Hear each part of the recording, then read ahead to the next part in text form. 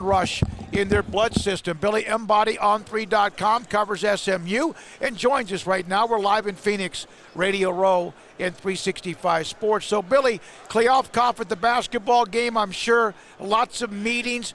In your opinion, how would you say, is this absolutely 100% legitimate interest from the Pac-12? Yeah, I would absolutely say it is. I mean, this is something that SMU has been working towards for the last year or so, just having conversations with the Pac-12, having conversations with other leagues as well. And now you see George Kleofkoff going in December to see San Diego State. It worked out for their meeting to kind of fly a little bit more under the radar.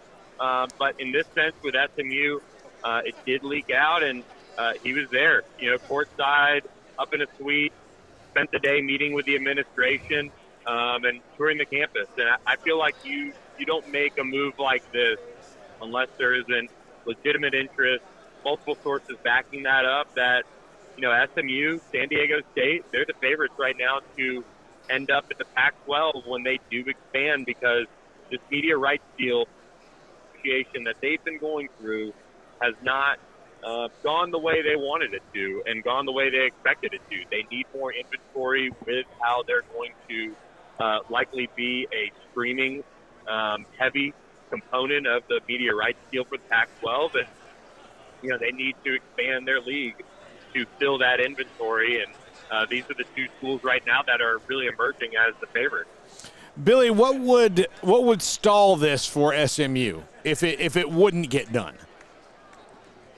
I from SMU's side of things, I would say the grant of rights. So how long does this deal go for? How long would the stability of the league be guaranteed? From SMU's angle, that would be the one concern I would have. And I would say that's the concern on their side. That'll be worked out when the media rights deal is negotiated and kind of finalized on the Pac-12's end, and they'll get more clarity when that is done. If they are in fact invited to this league. But other than that, I mean, this is what they've been working towards. They've been working towards a Power 5 invitation. They've had conversations with the ACC. They've had conversations with the Big 12. And when you look at those two options, the ACC is in a position where they probably need a little bit more of a splash for their own content and their own league stability in terms of, a bigger name, drawing more eyes. But in terms of the Pac-12, they need a footprint in the Central Time Zone, and SMU is the one available and certainly wants it. So SMU is in a position right now where they probably have a concern here or there, and travel as well is something that isn't going to be terrific like it would be in the Big 12. But this is a move for them that if they're able to make it, would be a slam dunk in their eyes. We had Rick Hart on. It's been a few months, but we had him on when there was still the possibility that the Big 12 would be more than just the incoming four. There was that speculation. Obviously, right now it's 14 plus, including Texas and Oklahoma. And it was kind of interesting. Some places they tell you, prove you belong. Show us that you want to be a Power 5. Do you think in the case of SMU that being a part of the Power 5 will then allow them to be able to do more and like rise to the occasion themselves? Yeah, and I would first of all say that while chances are slim at this point that SMU would be invited to the Big 12, I don't think it's completely dead in the water. They continue to have conversations, and there's part of the Big 12 that says, all right, are we going to let another major conference have a foothold in Texas and have another reason to recruit kids away from Texas and travel to our state and again, have that footprint. But when it comes to SMU, they are very much a school that spends their money, and they have that money to spend.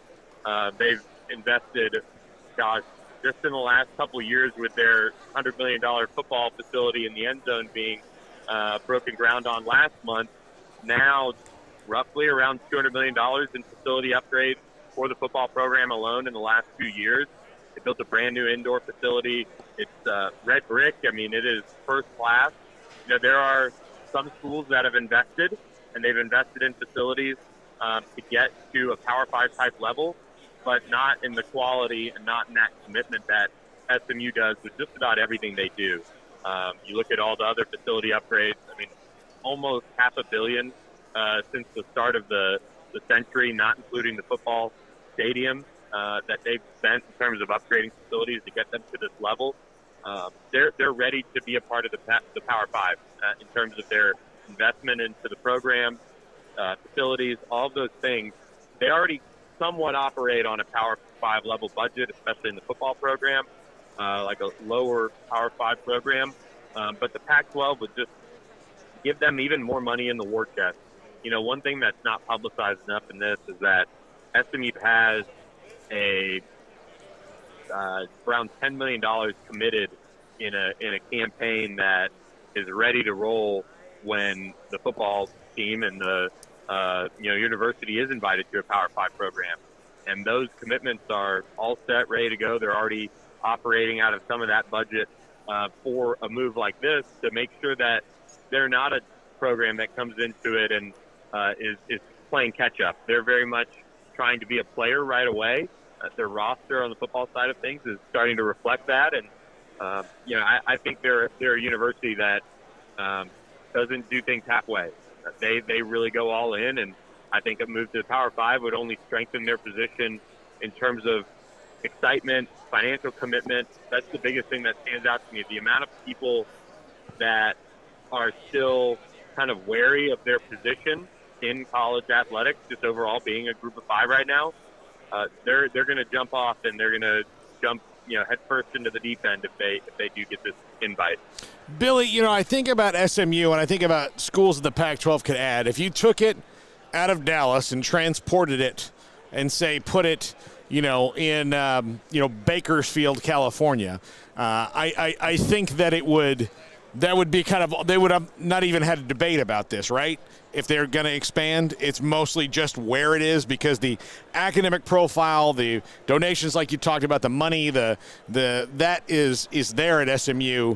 The Pac-12's reticence to me has seemingly been going too far east and losing what their identity is. Yeah, I think so in a way. These major conferences have kind of lost that regional identity in a way. The SEC is probably the one that, and the ACC are probably the ones that still have that. The Big 12 does as well to an extent. Adding BYU was a big move for them. That was something that kind of fits in terms of adding a high-profile football program, and I think that's why they did it. But they reached all the way to UCF too, in terms of geographical location.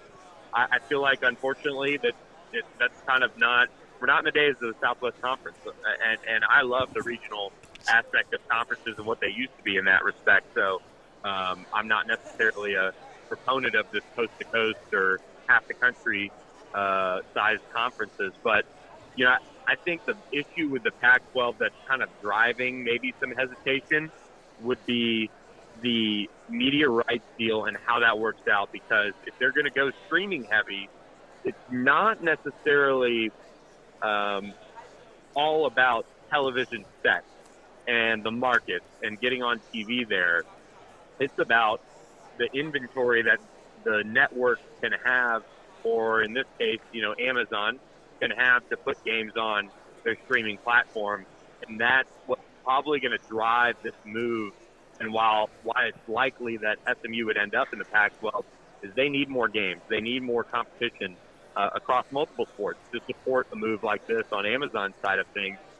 So it's a little different in that sense. If this was, the Big 12, the Big 12, thing that they're battling is, all right, we already have DFW. Do we want to give up some of that overall footprint and brand in that area if you have an Oregon, a Washington, an Arizona State, Colorado coming into Texas, for one game at least every other year? You have this little chip in your market hold, but it doesn't really necessarily cut into your actual TV sets, which is what their deal is predicated on. So that's kind of the interesting part about it, is this is more about total content available to the Pac-12 versus, other conferences are probably playing the more traditional route, and honestly a little bit safer route, which is television sets on TV for major TV networks.